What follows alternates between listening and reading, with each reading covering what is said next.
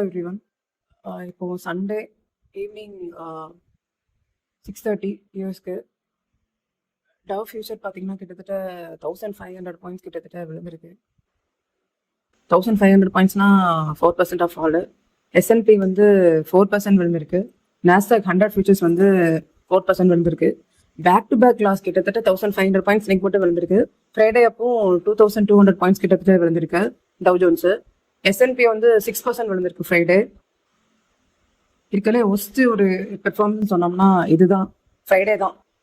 SNP 500 இருக்கட்டும், tau ஜோன்ஸாக இருக்கட்டும், நாஸ்டாக்காக இருக்கட்டும், எல்லாத்துக்குமே ஒஸ்ட் டேங்கிறது வந்து தேர்ஸ்டே அண்ட் ஃப்ரைடே தான். ஏன்னா ஒரு பேண்டமிக் 2020க்கு அப்புறம் பயங்கர ஃபால்னு சொல்லி பார்த்தோம் அப்படின்னா அது இந்த டைம் தான்.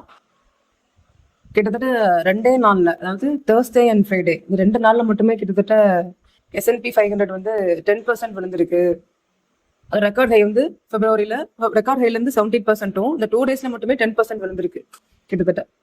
நாஸ்டாக் பார்த்தீங்க அப்படின்னா அதுவும் கிட்டத்தட்ட ஒரு 10 to 11% கிட்டத்தட்ட 2 டேஸ் ஆஃப் டைம் பீரியட், அதாவது தேர்ஸ்டே அண்ட் ஃப்ரைடே 2 நாளும் சேர்த்து 10 to 11% கிட்டத்தட்ட விழுந்திருக்கு.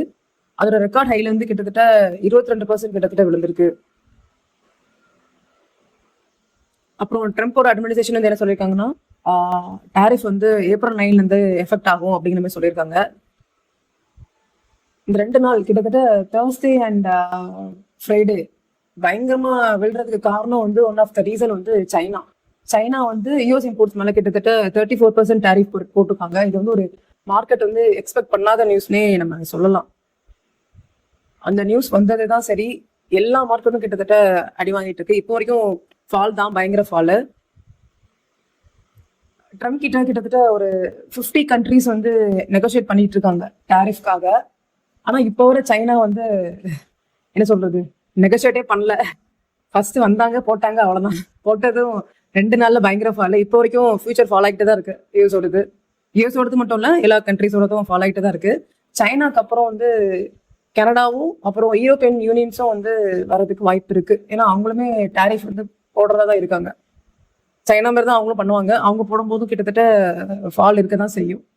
இப்படி ஒவ்வொருத்தரா டாரிஃப் போட என்ன ஆகும்னா குளோபலா வந்து ரெசிஷன் தான் வரும். கன்சியூமர் ஸ்பெண்டிங் வந்து பண்ண மாட்டாங்க. They will decrease it. So degrees பண்ணும்போது எக்கனாமிக் க்ரோத் வந்து ரொம்ப கம்மியாகும். எக்கனாமிக் க்ரோத் வந்து வந்துச்சு அப்படின்னா குளோபலாக வந்து எக்கனாமி வந்து ரெசிஷனில் போகிறதுக்கு வாய்ப்பு ரொம்ப அதிகமாகவே இருக்குன்னே சொல்லலாம். ஜேபி மார்க்கெட் வந்து ஒரு ஃபோர்காஸ்ட் கொடுத்துருந்தாங்க. என்னன்னா குளோபலாக எக்கனாமி வந்து கிட்டத்தட்ட இந்த இயர் எண்டுக்குள்ள வந்து ஒரு 40% குளோபல் ரெசிஷன் வந்து இருக்கும் அப்படிங்கிற மாதிரி சொல்லியிருந்தாங்க. ஆனால் இப்போ வந்து ஃபோர்காஸ்ட்டை வந்து கொஞ்சம் இன்க்ரீஸ் பண்ணியிருக்காங்க. எப்படி இன்க்ரீஸ் பண்ணியிருக்காங்கன்னா 40%லேருந்து 60% வரைக்கும் போகிறதுக்கு வாய்ப்பு இருக்கு அப்படின்னு சொல்லி கொடுத்துருக்காங்க. ஸ்டாக் ப்ரைஸஸ்லாம் வந்து வெனஸ்டே லிபரேஷன் டேன்னு சொல்லி ட்ரம்ப் போட்டிருந்தாங்க.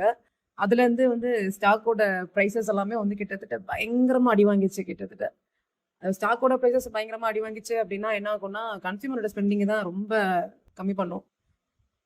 கன்சியூமர் ஸ்பெண்டிங் கம்மி பண்ணால் என்ன ஆகும், ஆல்ரெடி சொன்னது தான், ரெசிஷன் வந்து கண்டிப்பாக வரும்.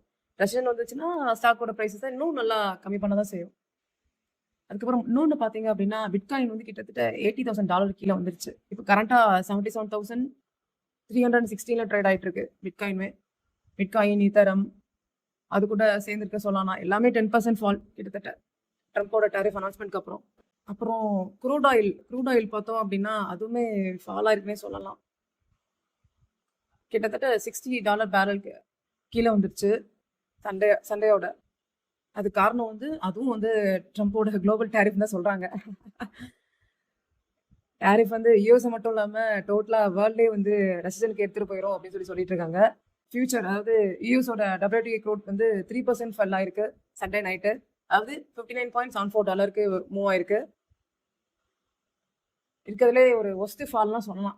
April 2021 அப்புறம் ஒஸ்ட் ஃபால் அப்படின்னா நம்ம சண்டே தான் சொல்லலாம். கிட்டத்தட்ட 60க்கு கீழே வந்துருச்சு க்ரூட் ஆயிலோடது. ஒரீஸ் வந்து பயங்கரமா இருக்கு டாரிஃப் மூலமா. அதனால எக்கனாமிக் ஸ்லோடவுன் வந்து கண்டிப்பா வர வாய்ப்பு இருக்கு. எக்கனாமிக் ஸ்லோடவுன் ஆச்சுன்னா கண்டிப்பா அல்டிமேட்டா வந்து ஆயிலோட டிமாண்ட்